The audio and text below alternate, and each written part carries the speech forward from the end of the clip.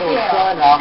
Since the release of last year's box office hit, Twilight now returns for the second installment of the series, The Twilight Saga New Moon, and here is Robert Pattinson.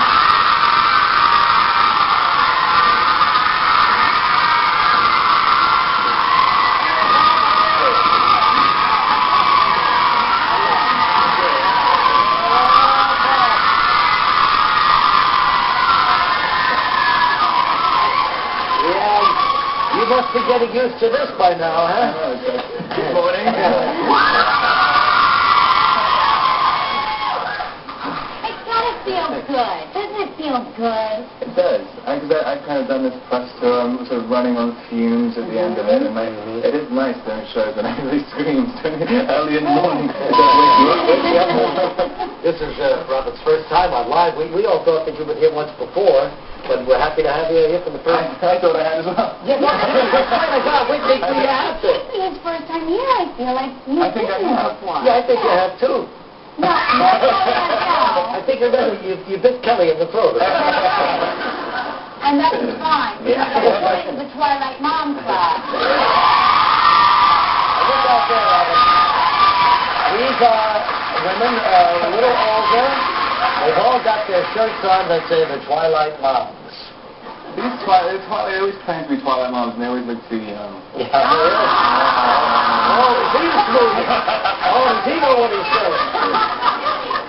Well, what is it about vampires that women all of a sudden love? What do you think it is? Is it the drama, the tension, the biting? Yeah. We'll handle it from here. I don't know. I had no idea that this whole craze went on and this obsession went on until I was involved in these movies. So I'm still trying to figure it out myself. Yeah. So you're just an actor. You just go for this role. You audition like everybody else, or did you have to send in a tape? I don't know where they held the audition because you were in London, yeah? Yeah. No, I did it. They asked me to do a tape about 6 months before I actually went across the audition. And it was so bad I never sent it. So and then it just luckily they still hadn't cast it about 6 months later. They asked again? Really? Yeah, they've been good for you. Yeah, they've been casting for a year. So I was the last person they saw. No kidding. And when you make a tape to play a vampire, do you do a little vampire move or? Show us them, Regis. Show us what I've done. No, I think I was just. I think my idea for the first tape, I put a forelock, one little forelock down. I thought that was enough. That's both vampires. Yeah, I know. So where were you, Robert, when they said, "Hey, yes, you're the guy"? Do you remember how you got this news? I think I was staying at my agent's house. Because at the time I had no money. I was kind of unemployable actor. And I think, Catherine Hardwick called me up when I was... Oh, what a change in your life this has made, huh? I know, absolutely. But at the time, you probably didn't realize the significance of this role, how life-changing it was just a job. I wanted to do an American film. That was the only thing I thought about. I mean, I hadn't worked in America before, and I liked the idea of it, and I liked Catherine and Kristen, and that was. So now, are the three of you kind of like gone all over the world, or just part of it, or because this is a global event? Yeah, the last 2 weeks we've been to Tokyo, Munich, Frankfurt. Did the young people there know you? Know what it's all about? Oh, Regis, it's huge. You don't understand. I just read about it today. Anyway, it's nice to have you here, Robert. Hang on, we'll talk some more. Right back in a moment. Robert reveals what it was like stepping back into the role of Edward Cullen. The background with Robert Pattinson, Twilight. Very nice to hear the in the audience and spread some personality out there. They enjoyed that. Kelly and I just sat back here in the shadows. Somebody tried to take our picture, but I shut out of here. All right, so is there something different for you this time, stepping back into the role of Edward? Is he a different vampire? I think, I guess even though he's kind of immortal, I think he's aged a little bit.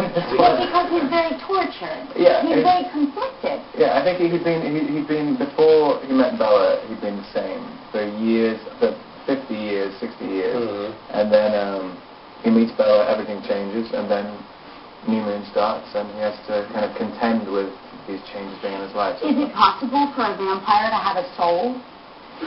That's wow. How did you get so deep? I don't know, it's just like now. Were you a scientist or something? That's the story, isn't it? That's the kind of central premise to New Moon. But the dynamic between Bella is more intense now that you're competing for her with somebody else? Definitely. It kind of becomes a little bit more intense in the next movie. But in this one, which we've already shot as well.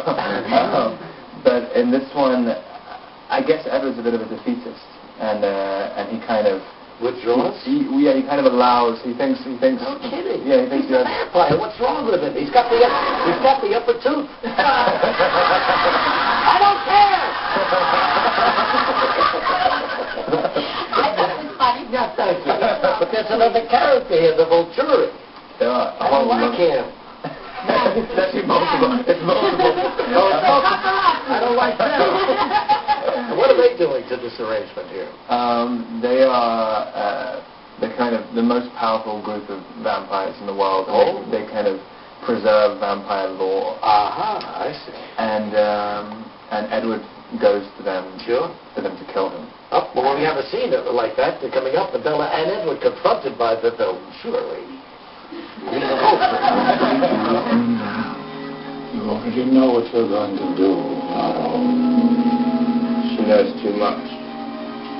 She's lying.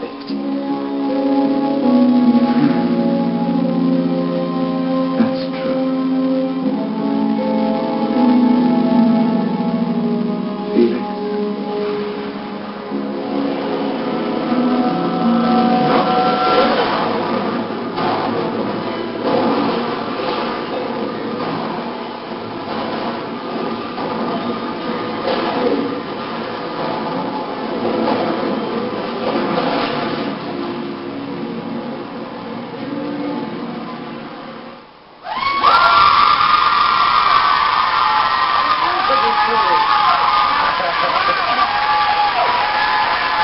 Here's the moment you've all been waiting for tonight at 12:01 a.m. Right outside the New Moon. Robert, thanks for being here. We're going to take some play at home in a moment.